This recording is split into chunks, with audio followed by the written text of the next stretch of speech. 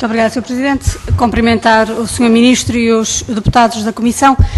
Relativamente a esta questão, não tratando de uma objeção de fundo, o PCP entende que, tratando-se de um agendamento potestativo, que deveríamos, de facto, começar com não haver esta parte introdutória do Sr. Ministro. E, portanto, se fosse uma audição ao abrigo do artigo 104 do regulamento, sim, haveria sentido a exposição inicial do Sr. Ministro. Sendo assim, julgamos que não estão reunidas essas condições. Sr. Presidente, eu gostava de perguntar ao Sr. Presidente se o Sr. Ministro ou algum membro do Governo entregou à mesa este plano de reestruturação, que são linhas vagas que o Sr. Ministro está aqui a dizer, ou se nós estamos Está bem. Exatamente. E, portanto, ou se é uma conversa vã de memória de alguma informação que o Sr. Ministro se tenha recordado do Conselho de Ministros, porque no Conselho de Ministros não houve nenhum documento relativamente à questão da reestruturação da RTP. Muito obrigada, Sr. Presidente. Sr. Ministro, eu começava por dizer que a atitude que o Sr. Ministro tem aqui hoje é uma atitude de faça-se, mude-se a lei, é uma atitude quase de um capataz que vem cá dar ordens aos deputados. Ora, os deputados não cumprem ordens do Sr. Ministro, têm a sua independência e, portanto, gostava aqui de fazer nota disso.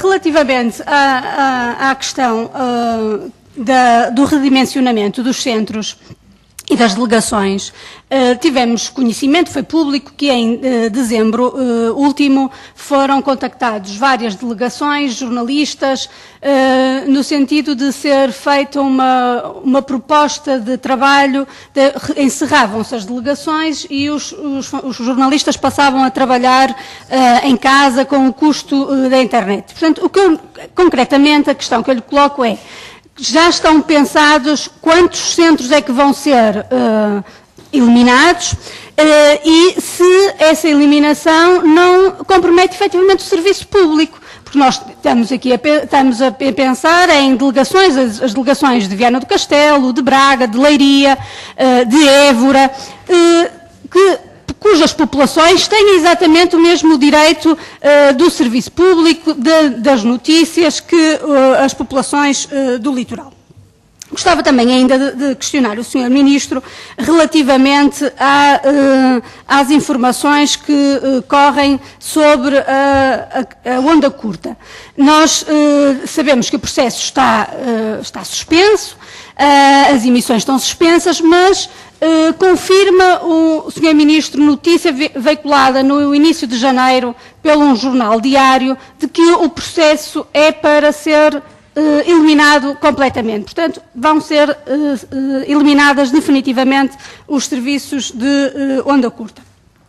E gostava ainda de perguntar ao Sr. Ministro relativamente ao centro de produção do Porto. O Sr. Ministro já aqui referiu a vantagem, a evolução tecnológica do centro de produção do Porto, mas efetivamente o que nós temos vindo a assistir é que está a haver um esvaziamento do centro de produção do Porto, nomeadamente com a retirada do programa da Praça da Alegria, com a suposta retirada do Jornal da Tarde, e portanto aquilo que nós queremos perguntar ao Sr. Ministro é quais são as reais intenções do Sr. Ministro tem para o centro de produção do Porto. E, finalmente, uma questão relativamente à questão do parceiro tecnológico. O Sr. Ministro está a dizer, está a pôr nas nossas bocas aquilo que o Sr. Ministro disse. O Sr. Ministro disse que nós estávamos aqui a falar da PT, da Zona. Nós não dissemos nada disso. Nós questionamos ao Sr. Ministro qual é o parceiro ou os parceiros que estão a ser pensados. E, portanto, certo, Sr. Ministro, como eu no início disse, as informações que o Sr. Ministro veio aqui dizer são informações vagas e, portanto, aquilo que nós queremos é informações concretas. Quem é ou quais são os parceiros, efetivamente, que estão a ser pensados para no plano tecnológico. Então, obrigada, Sr. Presidente. Eu gostava de que aqui ficasse vincada que não é pelo Sr. Ministro dizer que a privatização do canal se mantém, que a posição do PCP é veementemente contra a privatização de qualquer canal, a concessão, seja o que for.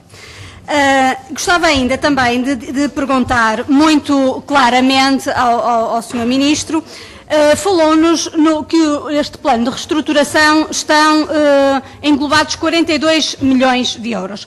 Concretamente, como é que chegou a este valor? Portanto, é porque existe um plano, há bocadinho disse vagamente que isto era uma ideia muito vaga, eram linhas gerais, mas se aponta para 42 milhões, o que é que efetivamente estão contidos nestes 42 milhões? Para que é que servem? Para que é que vão servir?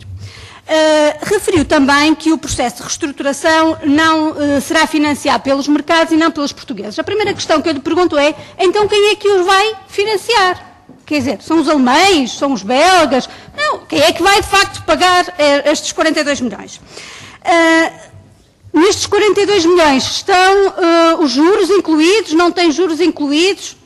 E gostava ainda de questionar concretamente, Sr. Ministro, quantos postos de trabalho vão ser eliminados com este processo de reestruturação? O Sr. Ministro tem que ter uma ideia. Tem que ter uma ideia. Se tem estes 42 milhões, se tem ideias que foi para aqui avançando, também tem que ter ideia de quantos postos de trabalho vão ser eliminados. E gostava também ainda, para terminar, de dizer um aspecto que é muito importante. O Sr. Ministro hoje referiu várias vezes, muda-se a lei. Muda-se a lei na onda curta, porque custa muito dinheiro, nós mudamos a lei. Muda-se a lei para poder proceder-se à alteração do encerramento das delegações e aquilo que nos parece é que nós já estamos, de facto, com um governo fora da lei. Portanto, ele age fora da lei.